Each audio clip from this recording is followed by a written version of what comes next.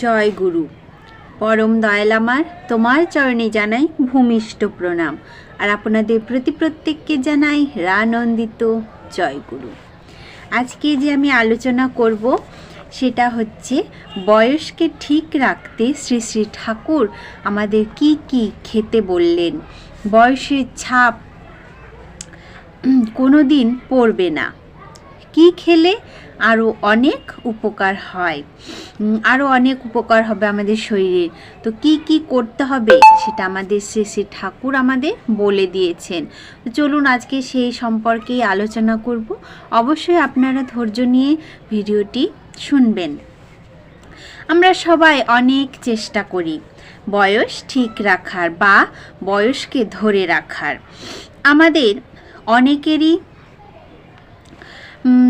অনেকেরই কিন্তু অল্প বয়সে ছাপ পড়ে যায়, কিন্তু আমরা যদি একটু চেষ্টা করি তাহলে আমাদের বয়সের ছাপ পড়বে না। আমরা এর জন্য অনেক ঔষধ বা প্রোডাক্ট ব্যবহার করি। এই সকল ঔষধ বা প্রোডাক্ট ব্যবহার করলে অনেক সময় সাইড ইফেক্টও কিন্তু হয় বা পার্শ্ব প্রতিক্রিয়া দেখা দিতে পারে। তার জন্য পরম দয়াল শ্রী শ্রী ঠাকুর যা বললেন তাই আমাদের করা উচিত। শ্রী শ্রী ঠাকুর দীপরক্ষীর চতুর্থ খণ্ডে যা বললেন তা আপনারা অবশ্যই শুনুন। আমি সেটা কিন্তু আলোচনা করছি দীপরক্ষীর চতুর্থ খণ্ড থেকে। আপনার মনোযোগ দয়া করে আলোচনাটির দিকে করুন। আলোচনাটি অবশ্যই শুনুন। একবার অরবিন্দদা শ্রী শ্রী ঠাকুরকে কথা প্রসঙ্গে বলছেন, আমাদের কালিদার শরীরটা বেশ খারাপ। লিভারের দোষ, অম্বল, নিঃশ্বাসের ও কষ্ট হয়। এই সমস্ত সমস্যা আমাদের অনেকের মধ্যেই আছে। শ্রী শ্রী ঠাকুর বলছেন, এই প্যারি কালির বলে শরীর খারাপ। এই প্যারি কালির বলে শরীর খারাপ। একটু ভালো করে শুনে একটি প্রেসক্রিপশন করে দিস। অরবিন্দদাকে পরম দয়াল শ্রী শ্রী ঠাকুর বলছেন, তাছাড়া আর একটা জিনিস করতে পারো।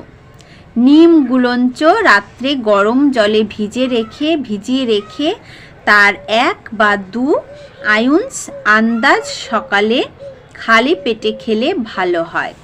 এই নিম গুলঞ্চটা কি, ছবি আছে, আপনারা সবাই দেখে নেবেন। নিম গুলঞ্চটা কি জিনিস আমি এখানে ছবি দিয়ে দিচ্ছি, আপনারা অবশ্যই দেখে নেবেন। গুলঞ্চ খুব ভালো, ওটা নাকি বয়সটাকে ঠিক রেখে দেয়। ওগুলি শুকিয়ে ফাইলে ভরে রাখা ভালো। আগে ওগুলি ভালো করে ওয়াশ বা ধুয়ে নিতে হয়। এ খাওয়ার অভ্যাস করে নিলেই হয়। অসুখ ছাড়াও এটি খাওয়ার অভ্যাস করা ভালো। এই কথাটা জিজ্ঞাসা করলেন অরবিন্দদা। শ্রী শ্রী ঠাকুর বলছেন, এটি মুঠো মুঠো খেলেও কিছু খারাপ হয় না। দেখুন, এটি বয়সকে ঠিক রাখে। আমাদের অনেকেরই বয়স না হলেও বয়সের ছাপ পড়ে যায়। এটি খেলে বয়স ঠিক রাখে, অর্থাৎ বয়স ধরে রাখে। এছাড়াও লিভারের দোষ, অম্বল, নিঃশ্বাসের কষ্ট, এই সমস্ত সমস্যাগুলি এই নিম গুলঞ্চ নষ্ট করে দেয়। নিম গুলঞ্চ কিন্তু খুবই একটি উপকারী জিনিস। আপনারা হয়তো অনেকে চেনেন, অনেকে চেনেন না।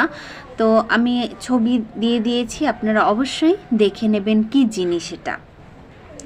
এছাড়াও শ্রী শ্রী ঠাকুরকে শচীনদা একবার কথা প্রসঙ্গে জিজ্ঞাসা করলেন, নিম গুলঞ্চ আর কোন কোন দিকে উপকার হয়। তখন শ্রী শ্রী ঠাকুর বললেন, যাদের হার্ট উইক মানে দুর্বল, অর্থাৎ দুর্বল। খুসখুসে জ্বর যদি থাকে, ধরুন ধীরে হয় না এমন আমাদের যে একটু জ্বর হচ্ছে, মানে বুঝতে পারছি না জ্বরটা আমাদের ভেতরে ভেতরে হচ্ছে, তো তেমন জ্বর যদি থাকে তাদের পক্ষেও নিমগুলঞ্চ খুবই ভালো। দেখুন আমাদের বাস্তব পরিস্থিতিতে কিন্তু এটা লাগবে।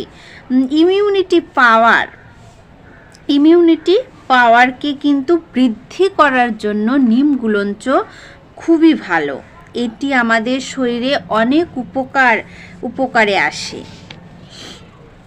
যদি আপনারা পারেন তাহলে অবশ্যই নিমগুলঞ্চ বাড়িতে আনুন এবং শ্রী শ্রী ঠাকুর যেভাবে খেতে বলেছেন সেভাবে খান। সর্দি, জ্বর, ঠান্ডা লাগা এই সমস্ত ক্ষেত্রেও নিমগুলঞ্চ খুবই উপকারী। নিমগুলঞ্চ গাছটিকে আমি দেখাচ্ছি। এর আগে নিমগুলঞ্চটা বললাম, আমি ছবি দিয়ে দিয়েছিলাম, আবারও আমি দেখিয়ে দিচ্ছি নিমগুলঞ্চটা। আমি যে এখানে দেখিয়ে দিচ্ছি নিমগুলঞ্চ, এটাই নিমগুলঞ্চ গাছ। আপনারা অবশ্যই দেখে চিনে নিন ভালো করে, কারণ এই নিমগুলঞ্চ খাওয়া কিন্তু ভীষণ উপকারী। আপনারা দেখলে অবশ্যই কিন্তু গাছটিকে চিনতে পারবেন। গাছটি একটু মনোযোগ দিয়ে দেখুন, অবশ্যই আপনারা কিন্তু চিনতে পারবেন। তাহলে আমরা ঠাকুরের কথা মতো নিমগুলঞ্চ খাই, দেখি না কি হয়। আমাদের শ্রী শ্রী ঠাকুর আমাদের ভালোর জন্যই কিন্তু বলেছেন, এবং আমাদের বয়স ধরে রাখার পাশাপাশি লিভারের সমস্যা, অম্বল, নিঃশ্বাস নিতে সমস্যা, সর্দি, কাশি, ঠান্ডা লাগা এই সমস্ত কিন্তু দূর করে নিমগুলঞ্চ। এই নিমগুলঞ্চ খেলে আমাদের রোগ প্রতিরোধ ক্ষমতা দূর হয়, আমাদের ইমিউনিটি পাওয়ারটা বেড়ে যায় এই নিমগুলঞ্চ খেলে। তাই অবশ্যই আপনারা গাছটা চিনে নিয়েছেন, এবার আপনারা রোজ নিমগুলঞ্চ খেতে পারেন। আজকের আলোচনা প্রসঙ্গ এই পর্যন্তই। সবাই ভালো থাকবেন, সুস্থ থাকবেন। জয় গুরু।